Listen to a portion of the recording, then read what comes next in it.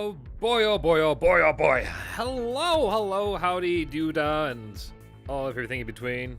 Hi, I'm Flintworth. Welcome to the Warrior Workshop, the show where, hey, donkey, stay up there. There you go. That's a good monkey. Welcome to the show where we like to go and take our favorite characters from pop culture, whether it be from video games, movies, books, you name it, and but going great, wacky, character builds, and discuss how we can go to bring them alive in our favorite tabletop RPGs, or, most likely D&D. Because, let's be honest here, that is still the reigning champ for a lot of people's tables. And, frankly, and oh yes, I'm not sure if I mentioned this, my mind's been over the place today. I'm Flintworth, and I have to say, after last week when I had the privilege to go and see the Super Mario Brothers movie in theaters, I did not expect the quality of film that I saw. Like, frankly, I was expecting this a bit more, trash compared to how a lot of reviewers were setting it up to be. I'm glad I didn't listen to that. I am really glad that I took the audience score into more consideration because, yeah, they are right. And, oh, hey, EK. Thank you for standing by. I appreciate that. But yeah. The movie was good. It was great. It was better than I thought it was going to be. Yes, the plot is simple, but it makes it up in a simplistic story. It definitely goes and makes up for it with, great animation, music, and some fantastic character choices, including our topic of conversation today. And hey, Kenneth King, can we get much higher?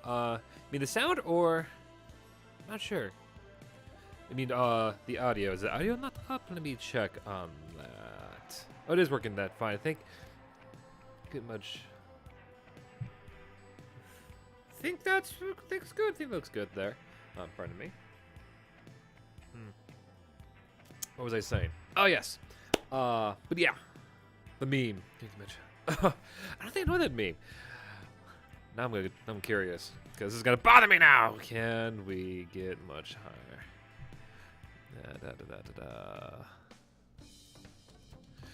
This is where I show I'm in my 30s side of things. Oh! Okay, it's One Piece. I might explain why I haven't heard this one yet. Either way. The good golly, Miss Molly. The sheer quality of the film was good. And most importantly, the big star of the show, good old King of the Koopas, Bowser. Oh my god. Bowser, I think, easily stole the show of the whole thing. He should have been it should have been his movie. It should have been the Super Bowser defeats the Mario Brothers movie. Yeah, whatever. It was good. It was great. It was, I'm not sure if it has anything to do with, the writing or the fact that it was, Bowser was played by the wonderful, amazing Jack Black. But, the character itself, yes, had all the ferocity, the fury, the furiosity. I think it's a word, yes. Of the character you also grew up and loved from the video games.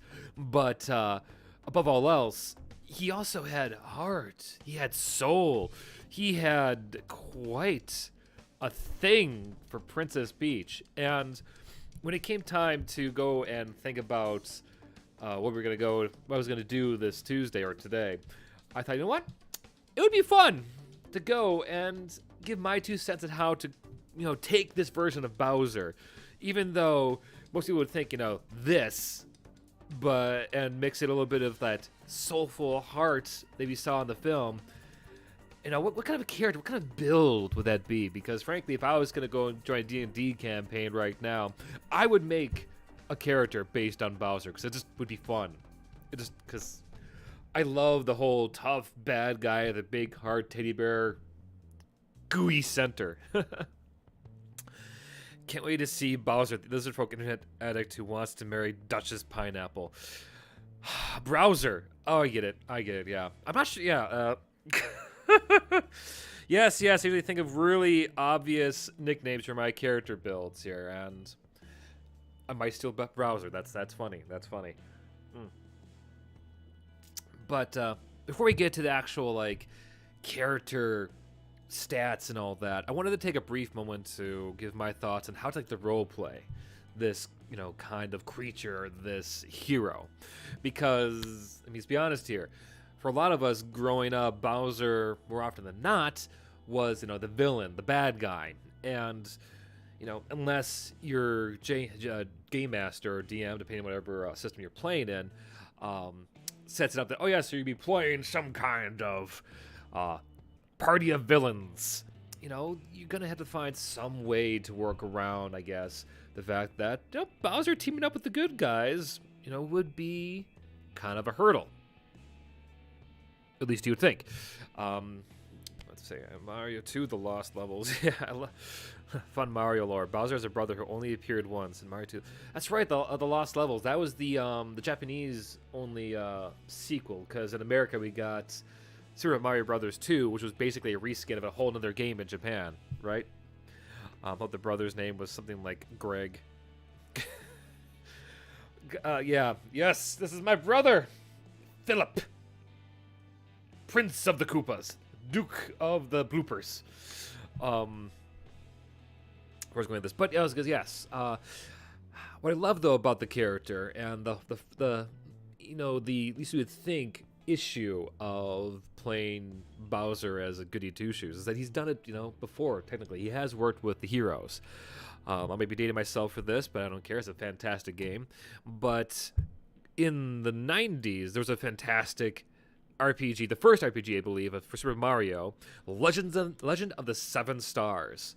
It was made by Square Enix for the Super Nintendo system. And during it, okay, spoilers to a almost over 2-decade-old video game, later on in the title, Bowser joins the party and works alongside Mario to save the Mushroom Kingdom. And gosh, some of Bowser's powers are, oh, fantastic. Yes, he has the fire breath, but he also can summon enemies, giant wind-up toys to stomp your foes. And when initially, you know, sat down and thought, okay, yeah, I want to find some way to work in the side of the movie of Bowser where, oh yeah, I want to play up, yes, you know, the ferocious, but I want to play up the soulful songstress. Insert a little bit of that Jack Black in there. And when I thought about how you'd go doing that, initially I thought, okay, maybe some barbarian who acted like a bard, but he had really high charisma. But when I remembered this original Super Nintendo video game, I remembered how much magic he uses in that. It's like, oh my gosh, yeah, he's a Bard-barian. Yeah, a multi-class basically between the Barbarian classes and the Bard, which work really, really well. So that gets to like the initial issue. Okay, so how do you portray that? How do you find the right bond to go and work with supposed heroes? Well, basically, as a player, maybe with help of the GM, you need to find a selfish reason. Because let's be honest, Bowser has always done things for himself. He worked with Mario to save the Mushroom Kingdom in the Super Mario RPG because the bad guys took over his castle. So he was going to need help to get them, you know, out of Dodge. In the other titles, like, well, think of like all the Mario Karts and other sports-related games. You know, probably played a little bit along, not violently, just for the sake of, well, the chance for his own glory. And I guess if you can also say with like the Super Smash Brothers, where you often helped the rest of the Nintendo gang to tackle on whatever, you know, villain. I want to say not really villain of the week, but villain of the game, as it were. You know, is always for very selfish things. So you're gonna have to really fall back on that. 1 second. Yeah, I like that, Ken. Like at a part like in the music video where you have to roll to beat Bowser in a singing contest. Yeah, that's my hope with some of the things I have in mind. I have a Bard class picked out. I think it'd be perfect to basically force your foes to get into a ballad off between your Bowser and, I don't know, the big bad, which would be kind of fun. So, but going into a party where, yes, you have to work with other people maybe you don't like, kind of puts this little fun twist on the usual player interaction dynamic. I mean, I should just also make a point before you start playing with a character like Bowser, to not only the DM but your fellow players that, oh, by the way, I'm playing a bad guy, but that's not bad, nor am I good, and that's okay. I might be gruff, but basically let them know what's going on, because maybe a few points I could totally see you having to role play out being upset that some goody two shoes is not taking the obvious solution. Maybe he's outvoted or whatever. But I guess a good starting point if it helps you get in the character and make choices that, yes, allows you to be true to your inspiration to be Bowser, but also to not be a dick and work with your team, is to think of the Pirates of the Caribbean films, where you're essentially playing a character like Captain Jack Sparrow, where you might have some good causes, but you're definitely doing it for selfish reasons. And I guess over time it might be initially where your Bowser might be rough and gruff to the other players, but over time you can work in slowly this kind of mutual respect. Not that you let them know on the forefront, but you can always go and show that growing relationship between your character and the others by simple things like maybe saving their life here and there, maybe giving them tips on how to be better fighters, that sort of thing. There's a lot to be said on friendships being born on the battlefield or shit like that you can really use a lot to build it up and, I guess, mask it. I saved you because you had all the good snacks on you. You can use reasons like that on the fly. I mean, it can be totally straight-laced lies, or that you and the other players could totally know are lies, but that's fine. Over time, you and the party will know that's just you and character trying to keep your street cred as a big tough guy. I'm only helping you out for now. I may kill you in the morning, but that's depending on if you make waffles or not. But let's say, though, you're not in a fantasy setting. Let's say you wanted to play the soulful Bowser in some more of a serious setting, I want to say. At least a setting where you don't have the chance to play a talking, fire-breathing turtle. I don't know, let's say Call of Cthulhu. Which, yes, you could, argue, say, oh, maybe your Bowser character was Eldritch Horde that's working with the party. But for argument's sake, let's say you're playing a humanized Bowser or Koopa or whatever.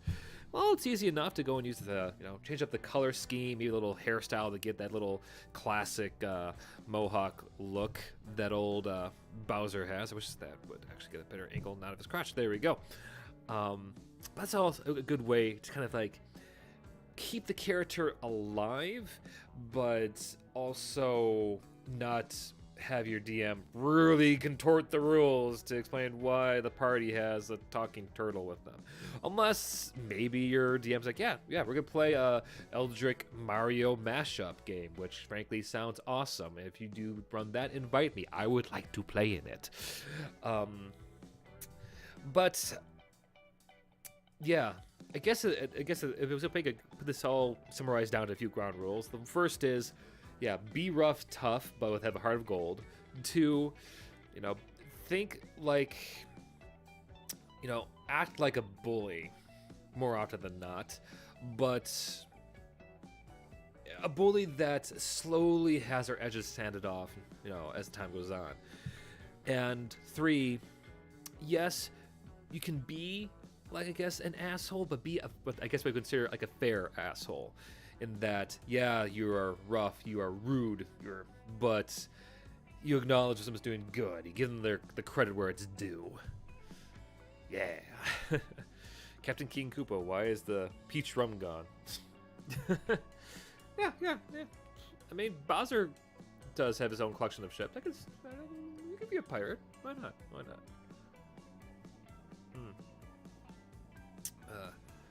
Exactly, EK. Exactly. He writes in much for those who don't have the chat up, whether you're watching this live or after the fact. But EK writes in, talking about Call of Cthulhu makes me want to see a Luigi's Mansion one shot ran in the system. Exactly. Think about that. That'd be cool. Yeah, where you have like Luigi, Mario, Bowser, and I don't know, maybe Toad, like begrudgingly working together to see what this strange color from outer space has done into the various toads in the kingdom. What in the strange, I don't know, Elder Koopa things. Yeah, could be fun. Could be fun. Like I said, if you wrote something like that, invite me. I want to play it. But one thing we should probably really bring up and consider is, okay, what are the off chance that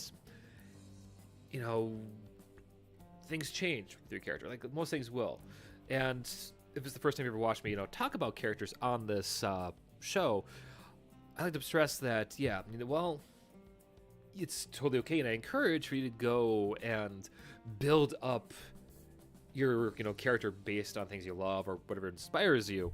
But don't be afraid as you go along to kind of deviate from the initial inspiration, because that's what really make the character amazing. That's what make the character unique and special. It's not you trying to create this new, fresh idea. It's you taking it off into your own unique spin. Because as you play games, all kinds of crazy things will happen that will change your character for the worse and the better. And you'll probably have more fun playing along with that than trying to fight it. Like, let's say, for instance, your Bowser might, near the end, become a full-fledged hero and have a kind of whole redemption arc.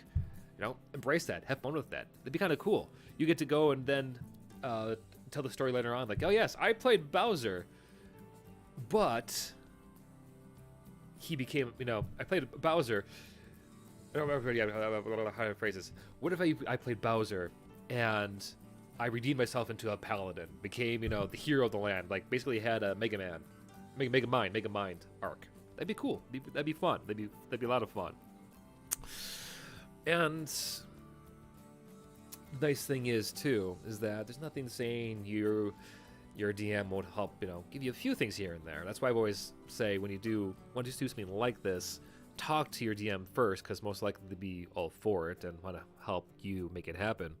But then you get kind of that fun chance for them to go and drop little character beats and monsters or rivals that match your original character study, I guess, or inspiration, and allow you to play out some of those favorite moments. Like, what I mean by this is that, okay, let's say that, you're playing a Bowser that eventually becomes the hero of the land. Cool. But that's only because your DM made their inverse Mario become a horrible monster, and then Bowser went from having to defeat him because he's his rival for Peach's hand to oh god, if I don't stop this crazed plumber, no one will. That's could be a lot of fun. Also, just think about it, Mario as a Revenant, terrifying, hopping around with all the superpowers. Anyway, I think it's enough talk about just playing the character. I was gonna say one last thing about it before I go on. Vocal work. Like, the cool thing with Koopa, and that's with any of his iterations, is not just from the video games or even from the movie, is that your vocal range is kind of up in the air. You can totally go and use a rough, deep voice. Just make sure you use your diaphragm and don't hurt your throat too much. Or you can try to go more baritone, with how Jack Black pulls off his own version of Bowser. Also, I just love that outfit. It's so ridiculous. If you haven't gotten the chance, go watch the live-action music video for Peaches. It is hilarious. Jack Black, we don't deserve you, buddy. You are gosh, a national, nay, a earthly treasure. Gotta protect him at all costs. But that aside, let's take a look at the character build itself. And I'll show you in what I have in mind for this. So let's go and boot up the old Warrior Workshop Steam Playground on Roll20. Which, quick disclaimer, I still have yet to be sponsored by this site. Though it would be nice if they did, considering how much I do use them. But even though I'm using this site and they're very handy dandy Charactermancer, don't let your own preference how you design characters stop you from doing it in that fashion. Like, if you like to use paper and pencil, go for it. You like to use D&D Beyond? Fantastic.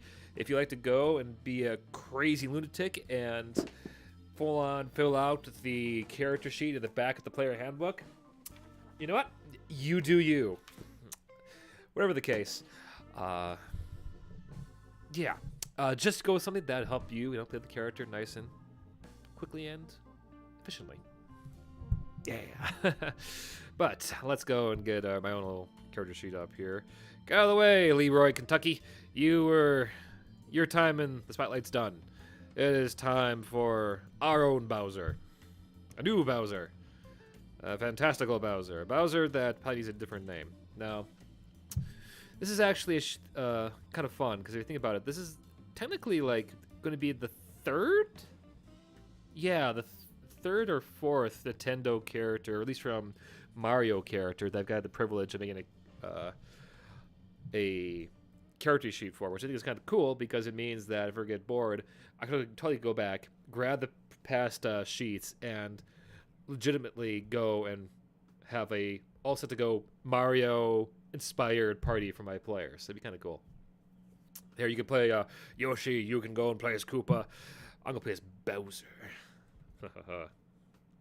Maybe I should go and take the time to make a Mario character sheet or build at some point. But enough dilly-dallying, let's take a look at this build. So, first things first, let's go and get a name for this. I believe EK suggested Browser. I had something else in mind, but frankly, it sucked. So I'm going to go and take EK's idea. So thank you, N King. We're going to go with Browser as our stand-in name for this character. Quick disclaimer. Today I'm going to be using a few books or resources that are outside of the player's handbook, which is kind of against what I usually like to do on this show. At best, I try to make sure that you can make everything off the player's main book alone to kind of save a few bucks. But frankly, there is enough in this fandom, I think, going around that'd be quite easy for you to go and ask your friends or even your DM to go and lend you the stuff you need to fill in the blanks you don't have on your shelves. So just never be afraid to ask help is basically my point. But that said, if you wanted to go and find the books yourself or buy them yourselves, the ones that we'd be pulling from, naturally the player's handbook for starters. 2, we're going to be bringing in both Volo's Guide to Monsters, and additionally, one of my new current favorite books, Tasha's Cauldron of Everything, which is where we're going to be getting our Bard college from. Donkey, stop falling down, you silly monkey. All right, first things first, race. Now, initially, I was going to suggest Kobold because the fact that they actually can, to breathe fire, they're more dragon-like. But I'm going to take a cue from my last Koopa video, or Koopa guide, where we went with Lizardfolk. And that's mainly because that, to me, is more in line with what Koopa is, which is basically a giant turtle. But more importantly, we can certainly make up from what we would lack, I guess, in the racial features using other races by, really, having a lot more fun with what lizard folks offer to us. Like, I'm talking about the fact that, they're tough, sort of wise, but more importantly, they have the fun ability to bite their foes and, gain health from it. And I just cannot help but love the idea, nay, geek out over the thought of playing a Bowser character and just biting the head off of your enemies to regain a few hit points in the thick of a fight. Yeah, I mean, that's just cool. Plus, the Lizardfolk race does come with a lot of other abilities that kind of you'll see in a second. I'll go over it when we get to them. But the major things here you're going to kind of keep an eye on is the fact that alignment, frankly, to me, Bowser's always been lawful evil. Yes, he does evil for his own sake and all that shit, but he does have kind of a code of honor. Not really a code. He has a code that he kind of follows by to kind of helps him determine whether you are his enemy or not.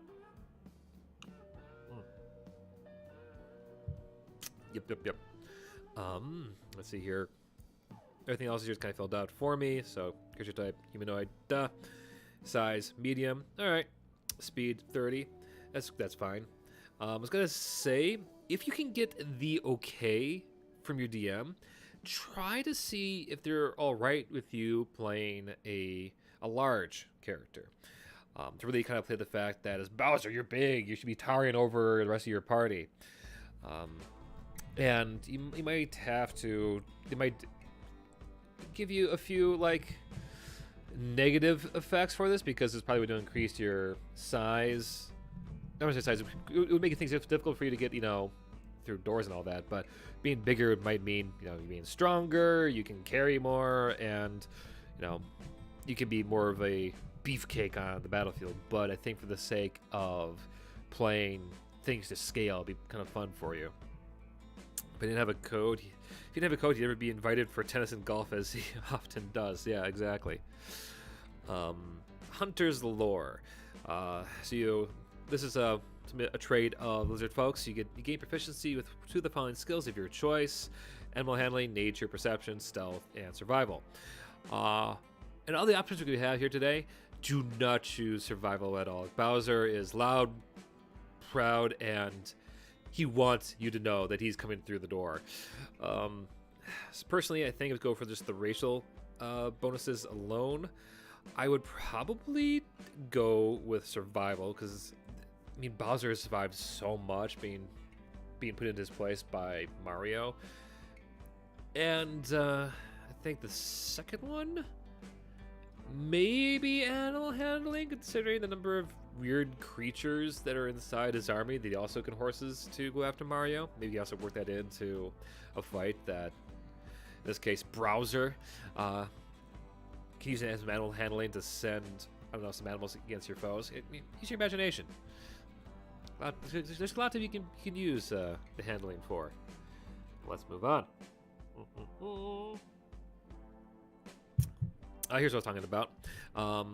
This class, if you go this route, does give you the benefit of things like Bite. That's the natural weapon, using your strength modifier to go and regain health. That's really cool. Hold breath. You can hold your breath for up to 50 minutes at a time, which Bowser doesn't really hold his breath too often. However, that can be really handy if you want to go and actually, maybe swim through lava. Okay, granted, swimming through lava might be a bit overpowered, but it does allow you to really be intimidating and maybe holding that breath for instant power ballad if the situation calls for it. Okay, natural armor, also very important to... I see there. Bites, regular attack, hungry. Jaws is the one that gives you the hit points for, I think, 1 attack a day. But more importantly, natural armor, which... Yeah, if you play Bowser, you know that his constitution, his scales, protects him from quite a bit. So to have that in play is going to be also very, very handy. Basically, it means that your natural armor defense is boosted without the need of having, shields or actual iron armor, which, considering how big he might be, Bowser doesn't have that. He has a shell, man. He doesn't need all that stuff. Yeah. Now, the starting class, because eventually we're going to go and take this character to, I want to say, we'll go with level 6, because usually it's around level 5, in my opinion, that most classes really start to come into their own with all the features you'll need for the majority of the campaign.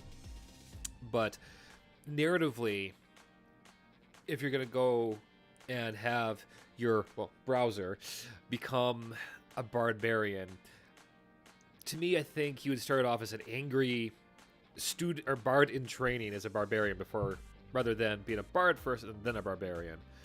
So go with Bard-barian first,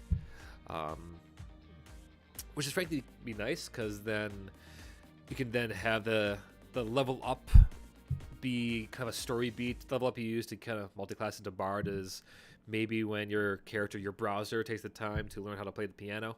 So, like I said, there's a lot of, you can use this kind of build with your imagination to really bring the whole thing to life. Pardon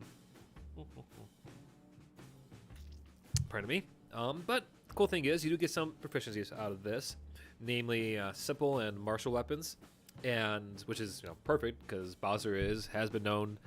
He has to use claws and his fire breath, but he has used actual weapons before. I believe actually in the old Super Mario RPG, he uses a chain chomp like a flail. So that's where that's where you can use weapon proficiency to your advantage to recreate awesome shit like that. You also can even reflavor like thrown objects to be Koopa shells you toss at foes. Like, yeah, there's ways to really make the most of this stuff, even though you don't think you might. But other proficiencies here. Okay, so you get a bit more of Barbarian that are basically in line with what we had with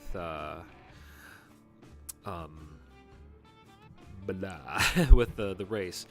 So, but I think to add on to this, you probably want to go with, in my opinion, Intimidation. Because let's be honest here, Bowser gets most of his way through being quite the intimidating fella. And secondly, Athletics, because ya boy can jump up at least a few stories. So that you can really help add to it. Because, yeah, like I said, he needs to be a big, lovable bruiser. So try to get really proficiencies into your characters to go along. That adds to that vibe. Naturally, you get Rage with the Barbarian class, which, yeah, Bowser being the cool-headed guy he is, totally never gets angry and blows a fuse and just rampages all over the place. No, never. Yeah, this looks like that is the face of someone who is completely and utterly stoic. An unarmored defense, that gives you a bit another little defense boost on the side. And, well, equipment will come to later. Let's look at those abilities. This will be fun. I'm going to go with the standard array. I mean, there's, to me, no wrong way to roll for stats. But for the sake of time, standard array is kind of nice because it gives you a nice average stat layout. But that said, first and foremost, I honestly would suggest putting strength as your high stat. No if it ands or buts. Like, Bowser is muscle. If you looked in like a dictionary underneath the word strong boy, it would be Bowser. This picture right there. But let's see. We do have to consider that we are going to be tying in the Bard later on, so we don't want to put that too low. But for the sake of defense, Constitution will be very important to have as like your second strongest, where leaving like Charisma to be your third highest. Otherwise, your dump stat, if you had one, probably would be Intelligence, because Bowser, yes, makes plans, but probably actually would be 10 for Intelligence. He has some plans, but his wisdom's not all there because he keeps trying to do the same thing over and over again, expecting different results. That's shows a little bit of a failure to gain some insight from his actions, leaving Dexterity at a decent 12. So he's gonna be a fast, strong boy, which is gonna be great. That's gonna be terrifying on the battlefield. Background. Honestly, this is really kind of a little bit more fun. We want to go with. Like, I personally be cheeky and choose the background of Noble because he is supposed to be, Bowser, King Koopa, which would give you some decent fun things here and there, like tool proficiencies. Case might be good at some kind of game, which could be cool. Like, I personally would go and ask the DM to find some game that would kind of fit some of the games. Like you can even argue saying that because of the Mario Party, they might be good at chess. So that's what I would go with. Extra language, draconic. Take your next scary, evil language choice because you are playing a bad guy. So undercommon would work. Umbral, void, even. Let's go with draconic, and let's see what else we got here. Position of privilege. Thanks to your noble birth, people are inclined to think the best of you. You're welcomed in high society. People assume you have the right to be wherever you are. Yeah, I mean, that'd be great to have to play up to your ego that you'll need to really bring Bowser to life. So that's why I would go with the noble background. Although there are some good choices here outside of that, like Haunted One maybe, which you get from the Curse of Strahd module book. Maybe Criminal?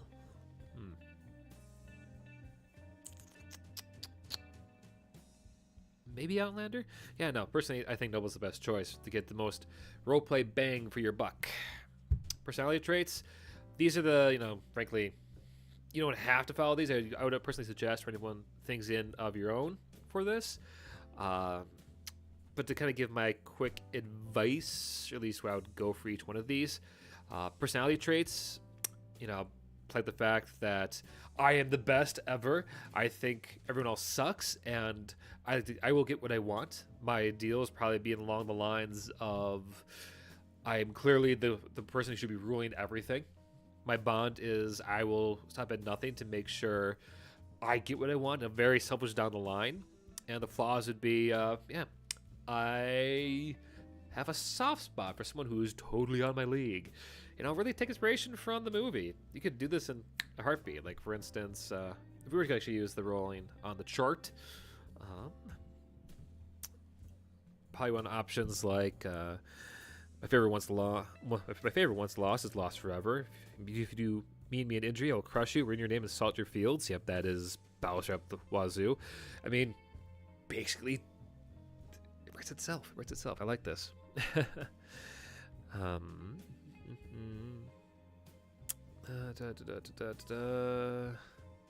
Yeah, my favorite once lost is lost forever. Ideals. Power, we contain more power. No one will tell me what to do. Yep, perfect. That's Bowser in a nutshell. Bond. I'm in love with the heir of a family that my family despises. Perfect. And flaws. In fact, the world does revolve around me. Yeah. I mean, now that I look at it, there really is no other better choice than Noble. I forgot to bring up, if it helps explain the different, background details, personality is basically what is kind of like your ground rules as you roleplay the character. Ideals is essentially your reasonings for what you like to do or what you want to do in the game. Bonds would be the reasonings that would get you to go do something that your character wouldn't want to do. And flaws, well, speaks for itself. But always remember, this stuff is like more like guidelines than actually hard-coded rules. EK, so you write in, I'd like that too. I missed a few things here. And a chain chomp flail could be a living weapon he finds later. Exactly. Noble is also a great background for Bowser because you're constantly flocked by a team of Koopas. Your servants, man. Yeah, it just works. Okay. How would we like to choose our equipment? Well, we are not 20. Don't do this to me. Did they roll 20? There you go. We're going to just go with the class equipment. All right. If you like to be going and buy your stuff yourself, by all means, you do you. But for the sake of time, we're doing class equipment. Now, with any of these options you choose, I frankly would go the route of flavoring them to be a bit more close to what Bowser may use, whether it be from one of the more mainstay games, or rather even an item he might have used in like the spin-off games. Like, for instance, let's say you go with for the martial weapon, you know, we'll say like, or is it one of the options? I thought it was. Yeah, Warhammer. Yeah, let's say you know get a Warhammer, but you make it out to be like a baseball bat for like Super Mario Sluggers, or let's see. I mean, technically there is a battle axe in the original NES game, so the battle axe would work as well. Like the Super Mario world is filled with all kinds of power-ups that you can easily go and just take your favorite and choose a weapon that resembles it, you know, the best. Like for instance, I mentioned the chain chomp flail. Well, yeah, I'd probably I'd pick the flail and say, hey, yeah, this is my chomp or chain chomp weapon. Hand axes or any simple weapons. This is where I'd probably go and maybe choose more like a sportsy item. But actually, a lot of things you can do here. Like clubs could be a baseball bat. Darts could be tiny little bullet bills. Like, it's really up to your imagination what you want to go and bring out the most in your Bowser build. Personally, though, I would probably go with, if I love the flail up above, I'd probably go with maybe the Great Club and ask the DM if it can, you know, flavor it to describe it like it's a giant tennis racket, because Mario Tennis was my favorite Mario sports game growing up. Exactly. Meteor could be bullet bill. Magic Missile could be bullet bills as well. See, this is also why I wanted to bring the Bard into play, because you could then go and make up for the lack of all the Mario-esque power-ups that you wouldn't get from just being a straight-up Bard-barian. Could then be brought back into play using, well, the Bard's tendency to have access to, like, all the spells. Okay. Good for background, you get to know some fine clothes. Could be just, you know, your fancy crown, a signet ring, scroll of pedigree, and a purse. Bowser with the purses sounds funny. Anyways, let's get together. Ah, yes, the appearance. This. Okay, we'll do this real quick. Character name, once again, it is Browser. Age, old enough. Height, big, with 2 E's. Weight, heavy. Eyes, angry. Hair, red. Skin, scaly. I think I spelled that wrong. Oh, well, whatever. All right. So let's take a look at our browser at level 1. Hopefully actually builds the character. We don't have any problems with Roll20 today, because that'd be really annoying.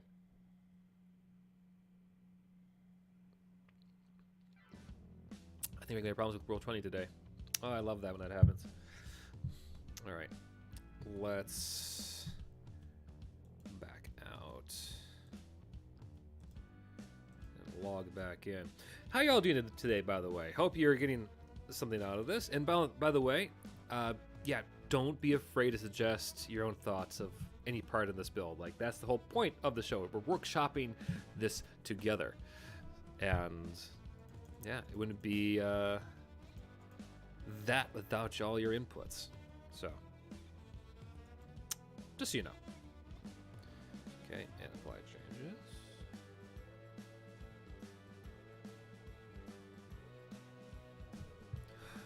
Oh, come on. But just go and tell you what it would do from this point on. I think I might have to. It's not going to go and make it for me. It's a shame, because I lose out on my main source of visual example.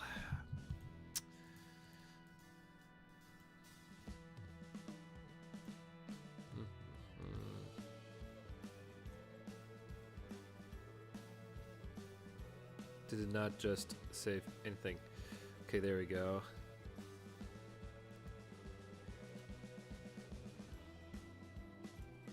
It's weird. I don't think it saved any of my options.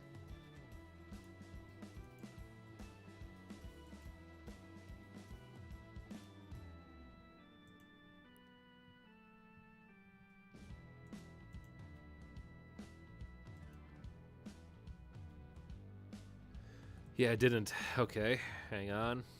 I'm reselecting all the stuff I just chose. Ugh.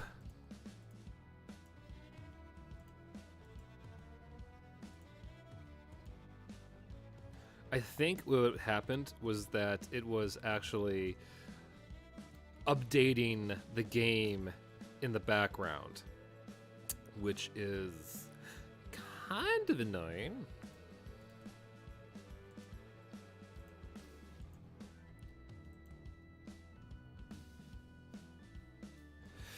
Okay, I'm caught back up. Thank you for your patience out there, folks. I'm wondering what barbarian path we're going down. Well, hold that thought. There we go. And we have it.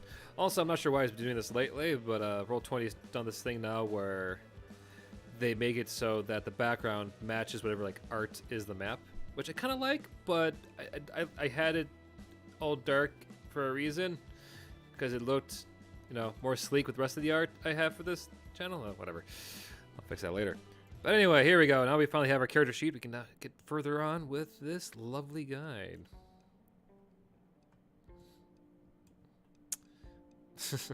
Yeah, fortunately it did save, so I don't have to worry about going down another dark path. Okay, so overall, I kind of like the loadout. Like 15 hit points at the start. That's not too bad. That's pretty good. And when you consider when you go into a rage, your damage gets halved, which would be nice. Armor class, I don't think is right, considering I should have a few abilities that make up for my lack of any actual armor. Like, let's see, your number defense should equal 10, your dexterity, your modifier, your constitution modifier. So yeah, this should be at the very least 10 plus. Yeah, this should be at least 14 if it's going to use my unarmed defense. And natural armor, let's see here. When you aren't wearing armor, your AC is 13 plus your dexterity modifier. Yeah, so at the very least, this should be 14. I'm going to go write that in now. Boop. Yeah, there we are. So yeah, 14 AC at level 1 is pretty freaking good, honestly, for the start of a campaign. But more importantly, let's look at here, like having your strength at 2 from the get-go, or a 2 modifier means, okay, plus 4 to all strength rolls. My constitution is 5, so that's going to be handy with being just an angry barbarian. It's going to take a lot to slow you down, which is what you want. It's going to be nice. And most importantly, you get the rage damage, which also can be used greatly to your advantage. So let's put the rage on and swing that flail for the first time. 13. Okay, we'll see how that hits. Most things will shoot at that time. Okay, 6 for the first hit.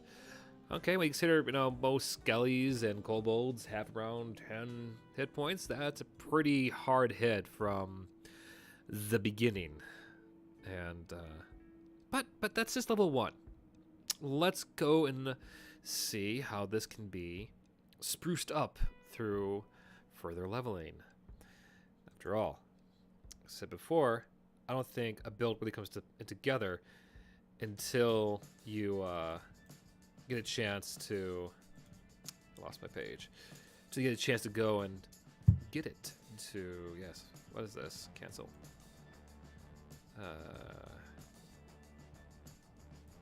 Yeah, don't change what I currently have. I like what I have. Alright. Character plus Spencer, please. Thank you. Alright. Yeah. But I don't think a build comes into place until you get to like the level 5 and 6. Level 5 if you're just doing, you know, one class. Level 6 if you're doing multi-class. Mainly because a lot of the features are dropping that make the classes iconic at level 3. So let's get Barbarian up to... Nope. Level 3. Primal Path. Honestly, I was going to go and suggest the Path of the Berserker. Go as angry and ferocious as you can with Bowser, because, yeah, in the movie, he basically does that. He goes into a rage, and there's just, like, pure hatred behind those eyes, and having that extra frenzy in there is be perfect to recreate those kind of moments. But Bard. Let's get that to level 3. The college you're going to want to go with is, and stick with me here, the College of Eloquence, which comes from Tasha's Cauldron of Everything. Eloquence basically are bards that know how to say the right things to get their way, which I know Bowser doesn't really seem like too much of a smooth talker when at first glance. But here's the thing, like, to me, when it comes to anything with charm, that door can swing both ways. And when I was looking through my research for this show, I thought, okay, how much fun would it be to use like a thing like eloquence to really play up how Bowser can just really tear someone down through pure, just visceral, like trash talking, or just that whole like nobody can stop me kind of villainy monologuing that you can then go and put into play to either convince your foes to back down or to even join your side. But again, myself, I'll read off more about this stuff I can do in a hot second. Let's heard eloquence as elephants. I thought you were dissing his weight. No, not doing that. But let's see here. First things first, though. Let's look at over the stuff you get from the Path of Berserker. Well, the first thing is you get Reckless Attack, which is really handy. That like basically what that allows you to do is during rages, which is like the main state of any barbarian, Reckless Attack allows you to attack with advantage, with the drawback of being able to be hit with advantage. But Reckless Attack can be really great to make sure you really do go and get that blow in on foes, which could make or break most boss fights. Danger Sense, you gain an uncanny sense of when things nearby aren't as they should be, giving you an edge when you dodge away from danger. So basically, these give you advantage on dexterity saving throws, which, with Bowser being the king of the Koopas, shouldn't be like his underlings and be able to be taken out by one, plumber jumping on his head. No.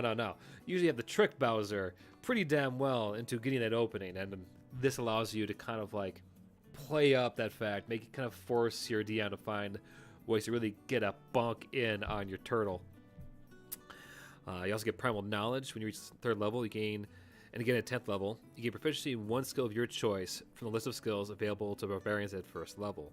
So essentially, this allows you to add to the level of proficiencies you have, which at this point, your options are either nature or perception. Considering Bowser has a knack of collecting rare stars and all things like that Mario is then forced to go find, I was going to suggest perception for this. It's because, you can see it. It doesn't mean you have to share it, both whether it's information or actually something nice and shiny. But yeah, over time, I could totally see Bowser in a hero setting, or at least a party setting, slowly gain that eye to pick out like where all the good stuff is, or to pick out like where all the traps and stuff, because, hey, these are amateurs we're working with here.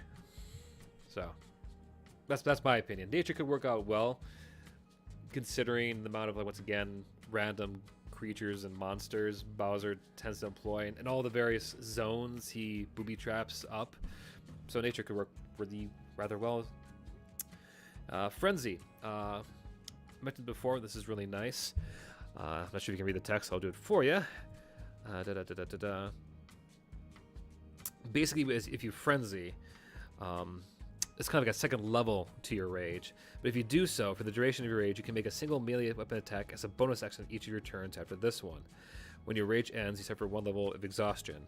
So, in layman's terms, it allows you to essentially when you attack, you can essentially attack twice, both in using your action as well as a bonus action. And when you consider with bards being able to cast spells, this essentially allows you to go into a frenzy, cast a spell at your foe, maybe like fireball, and then follow up with like a flail hit. It is just, you're going to be a monster on the field. Speaking of which, College of Eloquence Bard. Now, you do get a proficiency to light armor, which, yes, I really needed at this point. All things considered, the other features you will have. But, oh boy, the proficiency skills you get are going to be really nice. Because bards get access to like the whole thing. Personally, I would suggest going and like adding, I guess take your pick on what kind of villain turned hero you want to play, or anti-hero. Like deception would be great. Sleight of hand, really play up like stealing from the shop. You don't need to pay, we can just take it. I think deception would be great. Really use that silver turtle tongue to your advantage. Proficiencies. This is where you kind of should choose your instrument, and this is where I would highly advise you write in, or ask your DM first, but write in, piano, because remember, what inspired this whole stream today was us hoping to recreate those powerful ballad moments of Bowser singing about his one true love, Peach. Peach, you're so cool. God, that song's stuck in my head all week. Did you know that one song, I'm not sure if you've seen the movie yet, but if you have, you know the song I'm talking about, but Bowser's Ballad to Peach has been listened to so many times that it's, I think, actually broken the Billboard like top 100 songs right now. What's more is that I guess it also could be totally put up for Best Original Song at the Academy Awards, which, considering the song itself is like at best 2 minutes long with the same word repeated over and over again, I hope they enter it because it'd be so funny. Just they can say that it was a nominated song when they released it to Blu-ray. But yeah, I guess for now, Doug's had to pick one of these. Maybe the lute for now. But yeah, totally mini piano has to be it. But then you get your usual like awesome selection of spell casting abilities. Jack of all trades. I think, let's see here, half your proficiency bonus. Run it down to any ability check you make that doesn't already include your proficiency bonus. So basically, you, the king of the Koopa, just becomes basically almost good at everything now. You can also go and give magical inspiration to your underlings, minions. What, party members? Nah, not that. They totally work for me. My minions.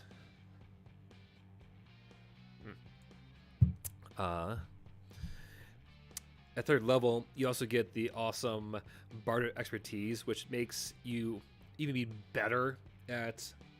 It gives you like a bonus upon your bonus to your proficiencies. In this case, intimidation. Just throw that all the way up, in my opinion.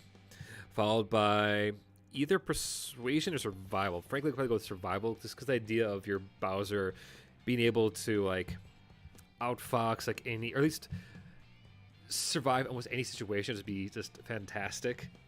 No matter how cruel it might be with what you have to pull off. Like, what? We're stuck in the wilderness with no food. I make a survival check to find grub. More specifically, I roll to see which of our ponies would make the best rations for the next week. But here's the big things I love about the College of Eloquence. Silver Tongue. You're a master at saying the right thing at the right time. When you make a charisma, persuasion, or charisma deception check, you get treated at a D20 roll of 9 or lower as a 10. So that makes it almost incredibly hard for you to ever roll like a shitty roll. Like, you have a really good chance to basically pass all your stuff. Which, frankly, knowing that, I might even suggest going back and just making your deception be one of your expertise. Intimidation and deception. Just really roll into the fact you're a villain who knows just the right thing to get people to come to his side. To talk his way out of, like, stealing something. You are your own lawyer. You don't need any of that stuff. You don't need to pay for it. But the big thing here is unsettling words.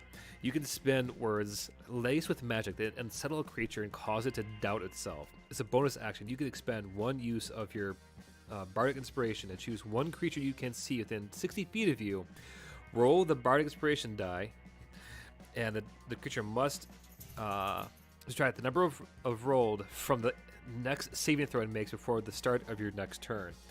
So what does that mean? Well, something where it's basically, as I see it, narratively, is your chance for your Bowser to go full on big bad on the big bads, to give a quick evil monologue, to just drive the point home that you will die or I will end you, and yeah, have it affect them. Or just like, oh, it'd be so good, this would be so thematic to drop down some great villain one-liner where you go and fireball them to death. Oh, or smash their face in with your claws. No, Unsettling Warrens is what I love. That allows you to really go and have fun being a villain, just dishing out insults to your enemies, like Bowser would. Spells. Okay, you do get some choice of spells as a bard, which is why I mentioned earlier why we're gonna go with it, because you can then have like a smorgasbord of finding spells that allow you to play up that things Bowser does in all the games. Like for instance, let's see, I get 2 cantrips and 6 spells otherwise. So yeah, Vicious Mockery, big one there. Let's see, and the other one I probably would say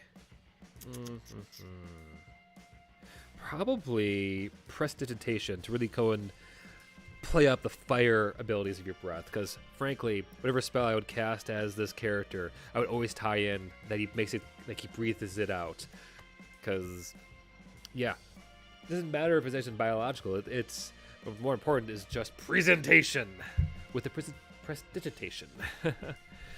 You could criticize. EK writes in. You could criticize the villain for their lack of professionalism. They clearly have no idea what they're doing. Exactly. Yeah, critiquing your peers on the fly as you go and break their shit. Yeah, be so cool. Yeah, and I agree, EK.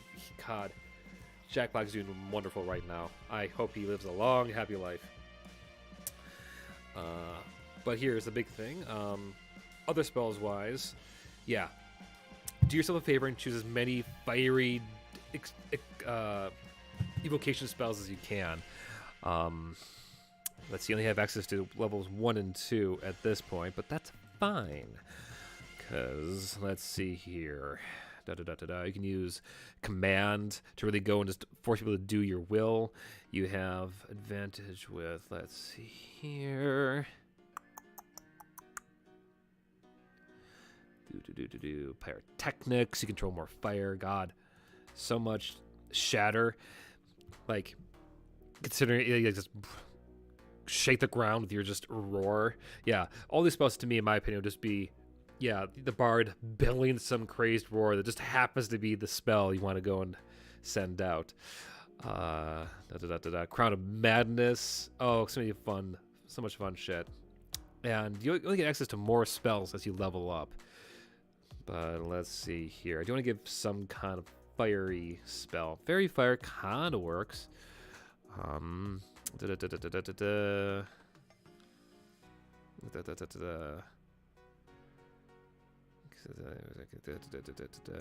no, that's not it. I was gonna think of something else.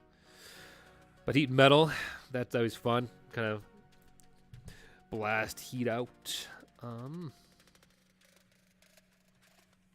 Let's see.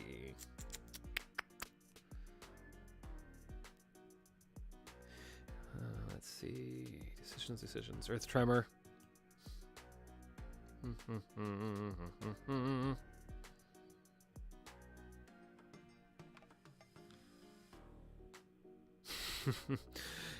Tasha Sidio's laughter would be great to kind of, I don't know, make your foes laugh their butts off. Nah. Let's see, pyrotechnics. Is that what I think it is? Yeah, I could either fireworks or small beat. Yeah, pyrotechnics would be nice, just to maybe toss some kind of bomb in there or what have you.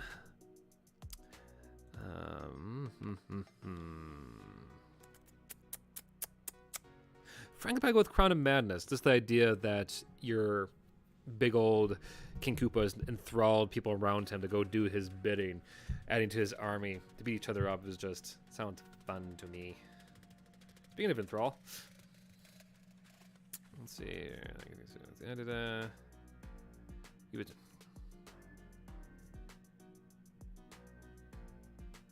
I think, yeah, this basically allows you to control them.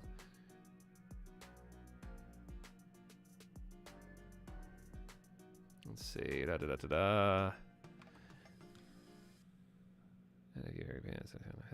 Has wisdom checks. Maybe perceive any creature other than you until the spell ends. Okay, maybe not that. No. Crown of Madness, though, definitely has the idea of kind of press ganging things into your field of influence.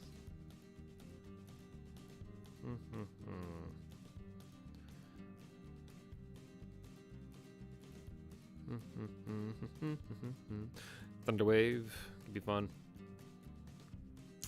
Yeah. What? Cure wounds? Nah, who needs any stuff like that? They should have patched themselves up.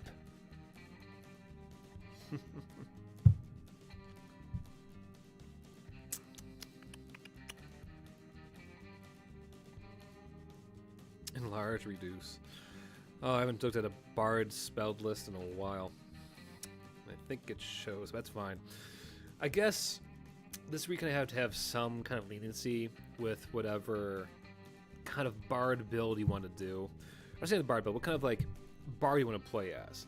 Like, up to this point, all the things suggested are, I think, perfect and kind of like setting up you playing a big, bad, evil hero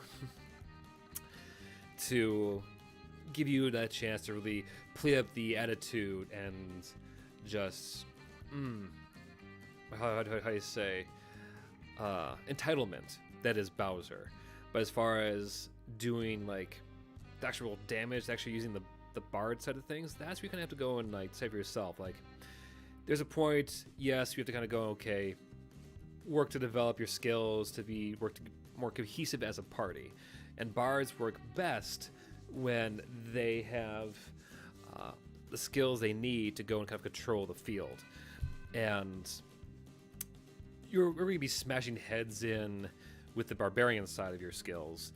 So, as I would see it, choosing things that kind of like either stuns or knocks your foes down long enough for you to come the next turn to go and like beat them to shreds is what you want to go with above all else. That's why I chose things like Earth Tremor, which is you basically shaking the ground, which is amazing.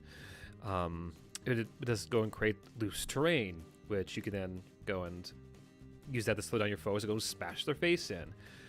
Command, it's a good way to go and force little weaker minions that might be your enemies to go attack their friends. Thunderwave, that's a good, crowd clearer. Shatter and all of that. I would, though, find a point, maybe ask your DM to find someone to help work in fire. Maybe even, like, get their okay to allow you to use a fireball or stuff like that. But, frankly, by, like, level 6, I would not be surprised you would find a few things, like a few magical items or legendary artifacts to kind of go and get closer to that Bowser experience. Maybe you get, like, a giant clown helicopter car or something like that. But what I have available here, I guess I have to pick one last one for the sake of time. I would highly suggest probably Festival Force. That I think it is. No.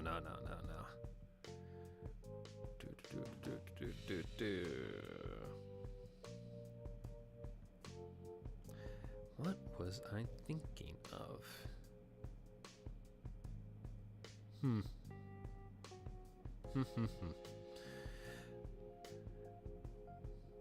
Which one was it? Large reduce? Let me try to think.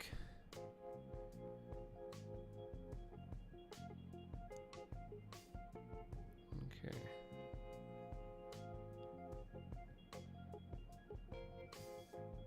Yeah, I think it was enlarge. The one that basically allow you, if your DM doesn't allow you to go and the big scary Koopa, well, that's your chance to go and just upsize yourself up and then go smashing the other creatures around you.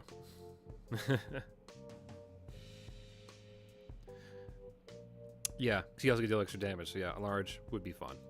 But that's what I'll go with, yeah. And yes, EKU to the point, it would fit perfectly with the world to go and shrink and grow like the rest of the world. Look at this here, though. Armor class, it should still be 14. But 54 hit points, that's not too shabby. Strength, constitution's at 6.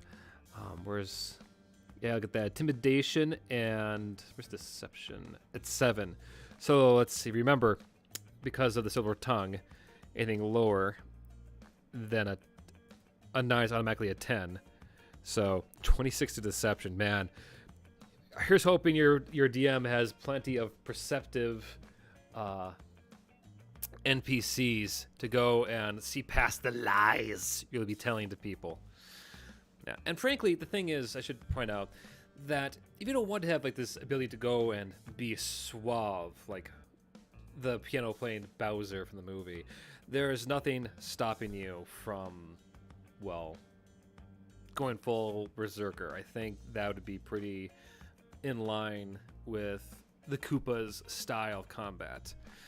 All you need to be to find some way, maybe some magical item that allows you to, to deal fire damage, and you pretty much will have a recreation right there. Speaking of damage, let's take one last look at the flail. How does that hit with rage on? Oh, I got a that one, but let's see the damage anyway. Okay, 12.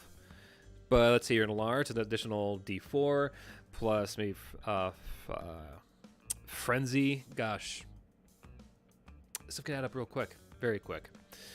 But that's just based on a basic flail. You could get like a even stronger flail as you go along.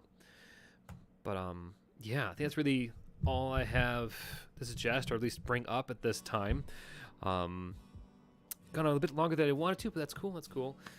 But yeah, I think it's a good stopping point for today. My dog's been moaning at my side to go outside. It's probably going to take her out, so I'm going to go and end this. I can go do just that. I want to say thank you to all those who hung out during this today. Hope you guys made out of this. Hope I help inspire your own builds or own, I guess, creativity to go and build maybe a better Bowser than I. In fact, if you have any suggestions, please tell me down below. How would you go and build your own Bowser? I'd like to hear them. More importantly, I do usually bring up a few things. First, we're gonna be back again this Thursday, playing Resident Evil 4. That is me and Jade and I. We're gonna be doing that at 6:30 CS our time. So that'd be fun. Looking forward to that. I think we're finally getting out of the castle. And an update, quick update on Creature Creator. I am working on a guide on how to run Megan, the android from Blumhouse, in how to run it in D&D or other tabletop RPGs. I did finish the script yesterday, which means I'm now out to the process of filming. I'm gonna be waiting for a time when it's quiet to go do the narration, and get some table filming done. So I'm hoping by ideally some point next week begin editing it all together and try to have the next guide out before the month is out. So yeah, look forward to that. And I think that's really all I have to say for now. Yeah, I think it is. So, yeah, forgot the standard. If you haven't already, make sure to like, subscribe, comment your own thoughts on what future videos or streams you'd like to see. And if you don't, no worries. You're awesome, and I still love you either way. Thanks again to the End King for hanging out with me, as well as you, Kenneth King. I'm not sure you're still here, but I'm glad you showed up for how long it was. And yeah, I'm glad you guys had fun. I hope you had fun.